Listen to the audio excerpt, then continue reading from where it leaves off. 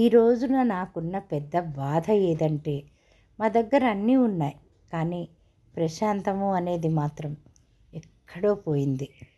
మొబైల్లో వందల నెంబర్స్ ఉన్నాయి, కానీ అందులో ఒక్క నెంబర్ కూడా మనసులోని మాట చెప్పుకునే అంత దగ్గరగా ఎవ్వరిది లేదు. ఈ బాధని చెప్పుకునే వాళ్ళు ఎక్కడా కనపడట్లేదు. ముఖం నవ్వుతోంది, కానీ కళ్ళల్లో అలసట దాగి ఉంది.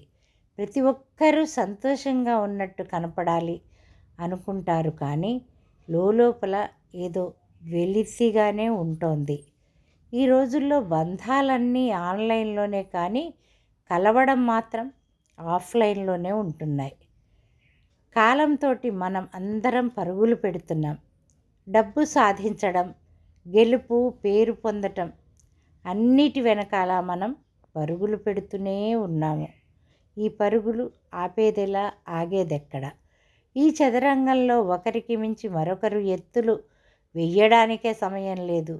ఇంకా ఎవరితో వాళ్ళు కలుసుకునే తీరిక ఎవ్వరికీ లేదు, కోరిక కూడా లేదు.